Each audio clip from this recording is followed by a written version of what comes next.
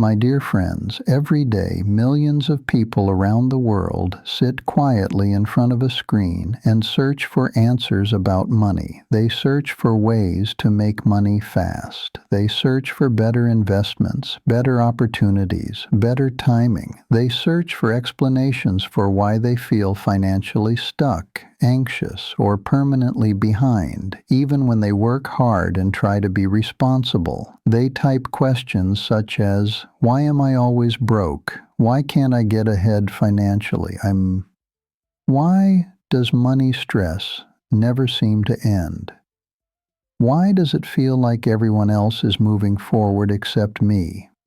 These are not foolish questions. They are not signs of laziness or ignorance. They are signs of fatigue.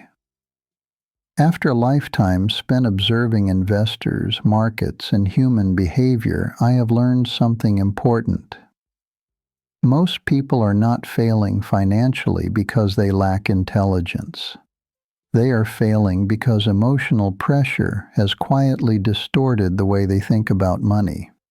Most people believe their primary problem is not having enough money. In reality, their deeper problem is how intensely they want it. Wanting money is natural. It is human. But wanting it urgently is dangerous. Urgency does not come from ambition. It comes from exhaustion. Exhaustion from waiting for progress that feels too slow. Exhaustion from uncertainty that never seems to resolve. Exhaustion from the feeling that effort and reward are no longer clearly connected.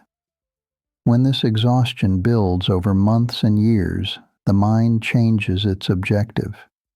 It stops asking how wealth is built. It stops asking what risks are reasonable.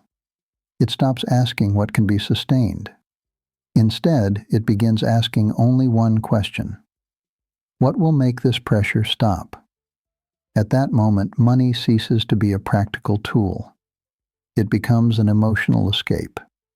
And emotional escapes are rarely rational. People no longer seek sound decisions. They seek relief. They begin to confuse speed with intelligence. They mistake urgency for insight. They convince themselves that hesitation is weakness and that patience belongs only to those who are already wealthy. But markets do not operate according to emotional timetables. Markets reward discipline. They reward preparation. They reward the ability to endure uncertainty without panic. Over my lifetime, I have seen intelligent, capable, hard-working people quietly sabotage themselves. Not because they lacked knowledge, not because they were reckless by nature, but because they allowed pressure to distort their judgment. They were not greedy. They were tired. Tired of feeling behind. Tired of comparing themselves to others. Tired of believing that time itself was becoming an enemy rather than an ally. This is how wanting money too badly keeps people poor. Not always poor in income, but poor in decision quality. And poor decisions, repeated consistently over time, produce predictable results. The tragedy is that many people never realize what is happening. They believe the solution lies in earning more, moving faster, or taking greater risks. They do not see that the true problem is psychological. Today, I want to examine this pattern calmly and honestly. Not to criticize you, not to shame you, and certainly not to promise you quick wealth, but to help you recognize a mental trap that feels logical in the moment, yet quietly destroys long-term progress. Because once you understand why urgency around money is so dangerous, you stop chasing relief. And when you stop chasing relief, you finally begin to build something that can last. Why wanting money so badly keeps you poor? Once urgency takes hold, it begins to reshape behavior in ways most people do not immediately recognize. People rarely admit to themselves that they are acting out of desperation. Instead, they use language that sounds responsible and intelligent. They say, "I'm just being realistic. I don't have the luxury of moving slowly. I need to catch up. I've already lost too much time." These statements feel reasonable, but they signal a dangerous shift. Because the moment time is perceived as an enemy, judgment begins to deteriorate. Urgency narrows the mind. It shortens time horizons. It makes long-term thinking feel irrelevant and even irresponsible. I have watched investors abandon sound principles, not because they stopped believing in them, but because pressure made those principles feel impractical. Margin of safety begins to feel excessive. Careful analysis feels slow. Waiting feels like surrender. This is not a failure of intelligence. It is a predictable human response to prolonged stress. In my writings, I described a figure I called Mr. Market. Mr. Market is not rational. He is emotional. He is excitable. And he is always eager to exploit your mood. When you are calm, Mr. Market offers you opportunities. When you are anxious, he offers you urgency. The more desperately a person wants money, the more persuasive Mr. Market becomes. He begins to whisper comparisons. He points to others who appear to be moving faster. He reminds you of missed chances. He exaggerates the cost of waiting. Under this influence, people begin to relax their standards. They accept risks they would once have rejected. They invest in things they do not fully understand. They justify decisions emotionally rather than analytically. At this stage, hope quietly replaces discipline. People convince themselves that they are being bold, when in reality they are being pushed. And once hope replaces structure, the outcome is rarely favorable. This is why wanting money too badly is so dangerous. It does not make people foolish overnight. It makes them impatient. And impatience is one of the most expensive traits an investor can possess. Impatience demands immediate results. It cannot tolerate uncertainty. It treats temporary discomfort as a permanent condition that must be escaped. But markets do not reward those who seek comfort. They reward those who can endure discomfort without abandoning reason. Over time, urgency creates a destructive cycle. Poor decisions create stress. Stress increases urgency. Urgency leads to even poorer decisions. This cycle quietly traps intelligent people. They work harder. They think faster. They take greater risks. Yet they feel no closer to security because the problem was never effort. It was emotional pressure. Until that pressure is reduced, progress remains fragile. This is why many people feel as though money is always just out of reach. They are not failing because they lack opportunity. They are failing because urgency has taken control of their decision-making. And as long as money is pursued as an emergency, clarity cannot return.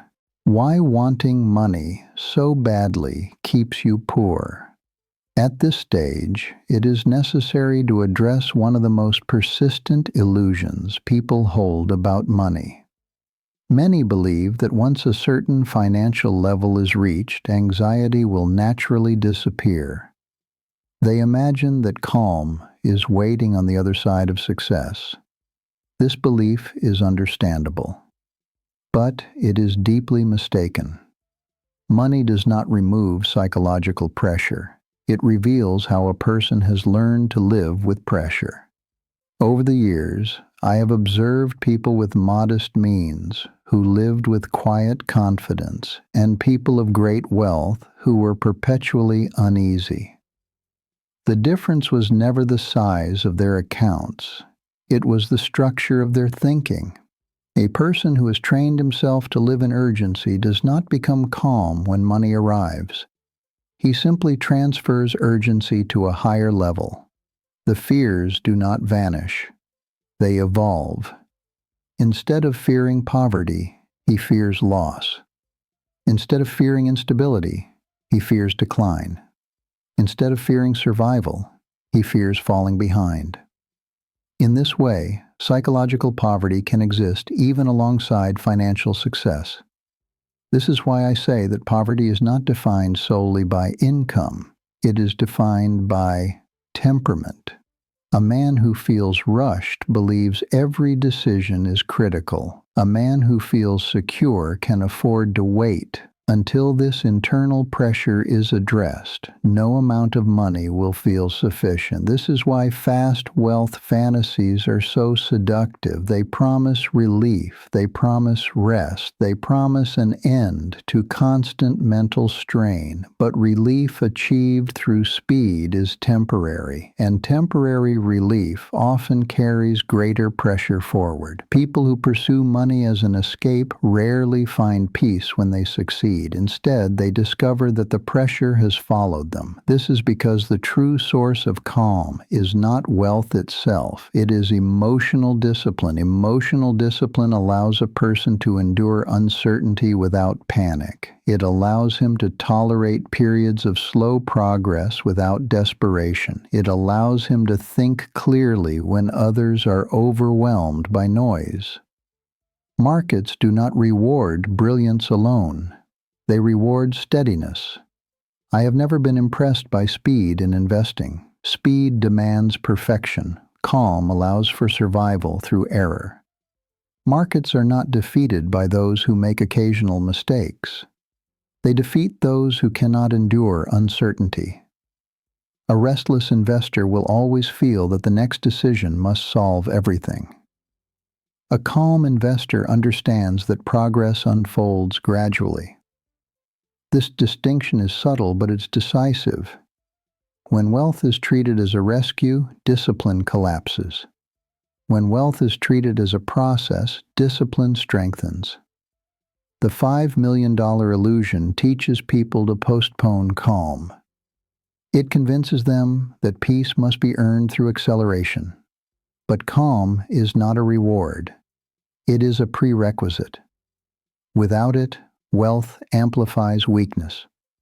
With it, even modest resources can compound steadily. This is not a moral judgment. It is an observation repeated across decades. Until internal pressure is reduced, external success remains fragile. And this is why the true work of the investor begins not with numbers, but with temperament. Why wanting money so badly keeps you poor?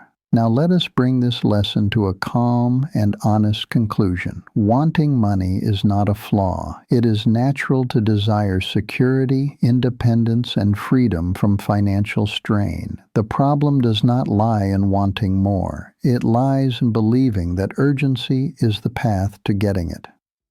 Over many decades, I have observed a simple but uncomfortable truth. Markets do not reward those who demand immediate relief. They reward those who prepare quietly and endure patiently.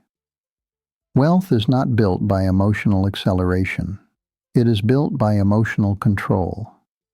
The investor who learns to think clearly while waiting gains an advantage that cannot be easily seen from the outside. It is an advantage rooted not in speed, but in stability. This is why I have always emphasized structure over excitement, process over prediction, temperament over brilliance. Before seeking higher returns, faster growth, or dramatic change, it is worth pausing to ask a different question. Not, how can I make money faster? But, why do I feel such pressure to make it fast? If money represents relief from fear, then no amount will ever feel sufficient. If money represents escape from exhaustion, then urgency will never disappear. But if money is treated as a tool rather than a rescue, everything changes. A tool can be used patiently. A rescue must arrive immediately. This distinction quietly determines whether a person builds wealth or chases it. The calm investor does not ignore ambition. He simply refuses to let ambition override judgment. He understands that progress is uneven, that markets move in cycles, that periods of waiting are not failures, but necessities. Most people believe that confidence comes after success. In reality, success often comes after confidence. Confidence does not mean certainty. It means the ability to remain composed when outcomes are unclear. This is why emotional discipline matters more than intelligence. Intelligence without discipline becomes restless. Discipline without intelligence remains effective. When urgency is removed, thinking improves. When thinking improves, decisions improve. And when decisions improve, outcomes follow. This is how intelligent people stop remaining financially stuck, not by discovering secret opportunities, not by moving faster than others, but by refusing to let pressure dictate their behavior. If there is one lesson I would leave you with, it is this. Calm is not the reward of wealth. Calm is the foundation of it. Those who learn to think clearly while they wait stop chasing money as an escape. They begin building systems that can endure uncertainty, and over time, those systems quietly do what urgency never could. They compound. Before you leave, I invite you to reflect on one final question. What do you believe money would finally allow you to stop feeling? There is no correct answer, only awareness. And awareness, when paired with patience, is where lasting change begins.